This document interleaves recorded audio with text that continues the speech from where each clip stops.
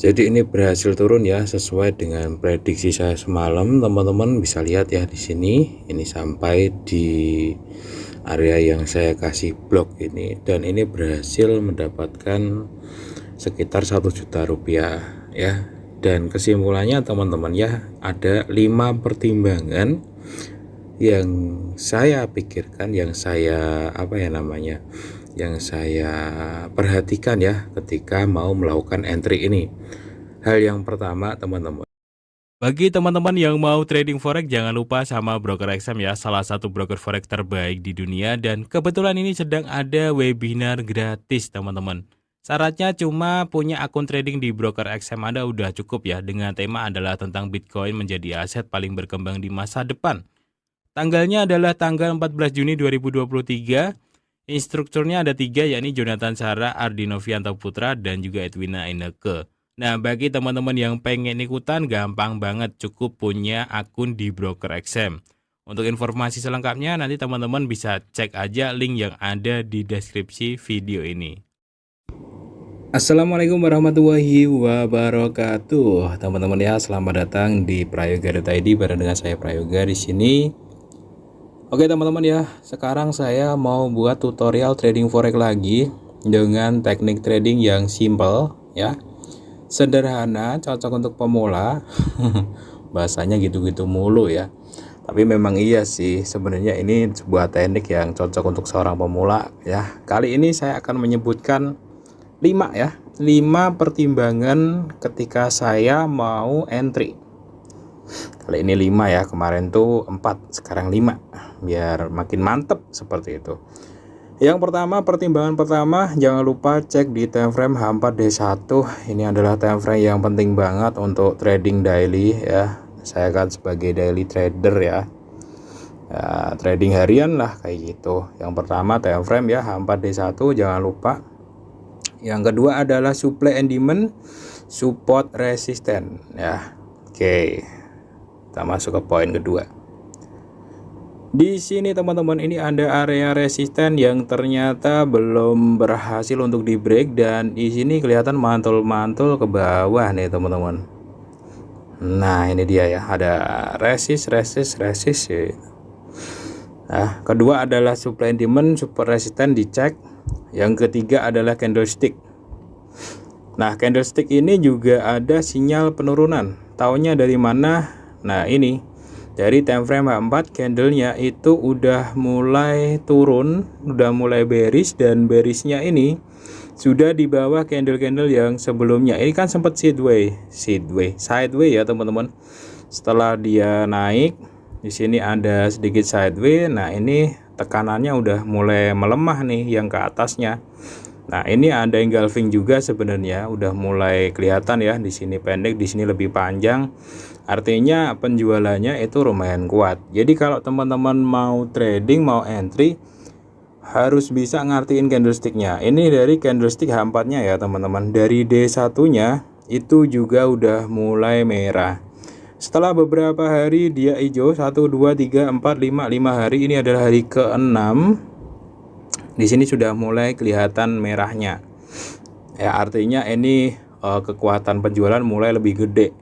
Gitu ya cara ngartiinnya. Jadi kalau mau ambil sell, jangan pas lagi hijau-hijau kayak gini. Meskipun udah tinggi ya hati-hati, karena batas candle itu nggak ada batasnya. Ya, meskipun udah tinggi, tapi kalau masih hijau ya jangan masuk sell dulu gitu. Ya, meskipun udah rendah, kalau memang masih merah ya jangan di buy dulu gitu. Tunggu kayak gini nih. Ini ada orang-orang yang jual duluan baru saya masuk.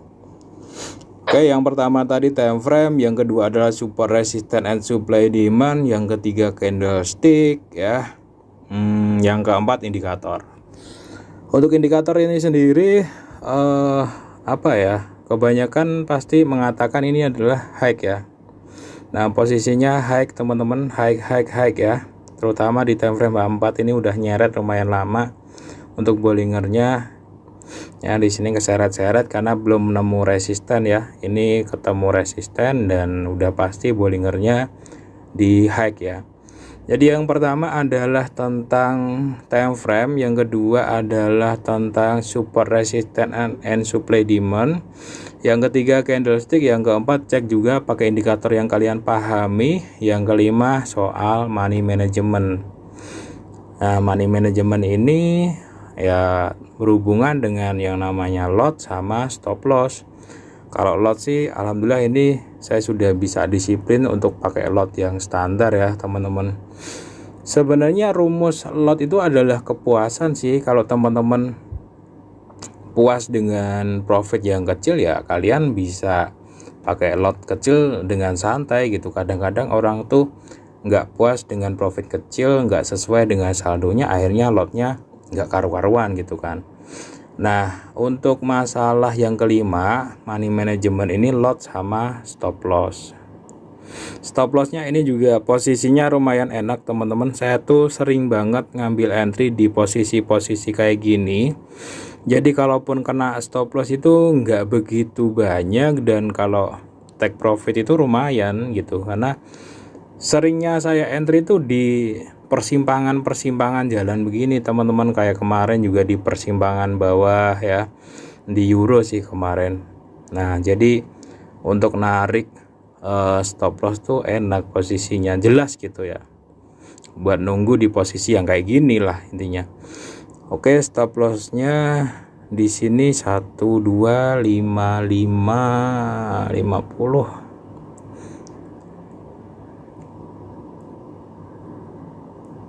Oke, nah stop lossnya di situ. Dan untuk nargetin risk and rewardnya juga enak kalau kayak gini. Kalau apa ya namanya, entry-nya di titik yang ya enak gitu, titik dimulainya turun atau dimulainya naik. Orang-orang nyebutnya counter trend ya. Tapi kok saya nggak terima ya kalau nyebut counter trend. Kalau counter trend itu ya melawan tren gitu ya. Sebenarnya teorinya kan ini counter trend sebenarnya ya, nyari reversal kayak gitu. Cuman saya sih follow trend karena saya mau ngikutin ke bawah. Oke teman-teman, itu 5 pedoman dasar yang saya kira untuk seorang pemula bisa dipahami. Yang pertama adalah time frame-nya, gaya trading daily, jangan lupa H4D1-nya dicek. Yang kedua adalah support resistance and supply demand-nya yang saya kasih garis kotak hijau ini. Yang ketiga dari candlestick-nya diperhatikan, kalau mau sell tunggu candlestick-nya dominance turun, kalau mau buy candlestick-nya mulai naik kayak gitu ya. Nah yang keempat cek pakai indikator yang kalian bisa. Yang kelima jangan lupa money management-nya, soal lot sama stop loss. Money management itu juga risk reward juga sih masuknya. Jadi kalau teman-teman trading itu kira-kira posisi kalian itu dapetin risk reward yang masuk akal dan enak gitu. Jadi kalau sering trading pun juga ujung-ujungnya akun kalian tetap berkembang juga. Nah ini ya 1, 2 nggak nyampe sini sih paling. Cuman di situ ada ya daerah-daerah sinilah. Oke ya teman-teman, saya skip dulu, ini adalah hari Jumat malam jam 7. Nah kebetulan juga Jumat ya ini, jadi saya bahas juga untuk candle W1 nya. Candle W1 teman-teman itu biasanya ada koreksian, mudah-mudahan saya bisa dapetin. Ini selama 1 minggu penuh dia naik lumayan tinggi, mudah-mudahan saya dapat sumbunya candle W1, siapa tahu dapat. Meskipun rumus ini ya nggak pasti sih, tapi kan kalau teman-teman perhatikan antara perpindahan W1 ke setelahnya minggu depan itu biasanya selalu ada sumbu, di mana sumbu akhir minggu ini ke minggu depan itu biasanya ada koreksiannya seperti itu ya. Itu cuma sekedar apa ya namanya, kebiasaan market aja sih, meskipun ya nggak pasti seperti itu, tapi biasanya seperti itu. Oke ya teman-teman, saya skip dulu, ini adalah hari Jumat jam 7 malam, anggap aja seperti itu ya. Oke teman-teman semuanya, ini adalah hari Sabtu ya, jam 3 pagi teman-teman. Nah kemarin itu saya entry-nya adalah hari Jumat jam 7 malam ya, Jumat malam kayak gitu. Ini Sabtu dini hari, tepatnya adalah jam 3 pagi. Jadi ini berhasil turun ya, sesuai dengan prediksi saya semalam. Teman-teman bisa lihat ya di sini, ini sampai di area yang saya kasih blok ini, dan ini berhasil mendapatkan sekitar 1 juta rupiah ya. Dan kesimpulannya teman-teman ya, ada 5 pertimbangan yang saya pikirkan, yang saya yang saya perhatikan ya ketika mau melakukan entry ini. Hal yang pertama teman-teman adalah soal time frame. Seperti biasa saya itu nggak pernah ngandelin time frame ini nih, minimal tuh di sini ngeceknya.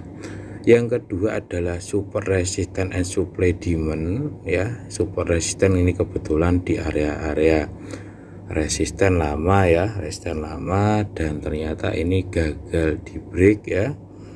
Itu yang kedua, support resistance and supply demand ya. Yang ketiga dari candlesticknya, meskipun sudah di resisten, kalau candlesticknya belum konfirmasi saya nggak masuk. Nah semalam itu candlesticknya udah mulai ada dominan penjualan di sini. Ini ada hammer juga ya. Jadi dari time frame udah, kemudian dari super resistance supply demand udah, candlesticknya udah, dan semalam itu candlestick D1 nya juga udah mulai merah ya, dikit-dikit ya. Kemudian dicek pakai indikator, semalam itu juga nyampe di high nya. Ini poin yang keempat ya, yakni indikator ya, dan sekarang sudah sampai di middle ya. Nah yang kelima adalah soal money management. Nah money management ini adalah ukuran lot dan juga stop loss kayak gitu. Yang terakhir ya, di sini juga target. Nah, target ini kalau berhubungan dengan money management juga. Jadi kalau target itu hubungannya sama risk and reward gitu. Nah, di sini risk and rewardnya udah dapat seperti itu ya. Oke ya teman-teman, kesimpulannya mulai dari time frame, kemudian support resistance dan supply demand, candlestick, indikator, sama money management. Jadi 5 hal itu yang saya pertimbangkan, dan di sini berhasil mendapatkan sekitar 1 juta rupiah dengan 5 pertimbangan tadi ya. Oke, nanti saya akan buat video yang lain, tutorial yang lain dengan pertimbangan-pertimbangan apa saja kayak gitu, sehingga nanti buat teman-teman yang masih pemula itu jadi lebih punya banyak pertimbangan juga ketika mau trading. Oke ya, sekian dulu informasi dari saya, semoga bisa memberikan manfaat untuk teman-teman. Assalamualaikum warahmatullahi wabarakatuh ya. Oke, ini saya screenshot dulu aja, semoga bisa memberikan manfaat ya. Saya close dulu teman-teman.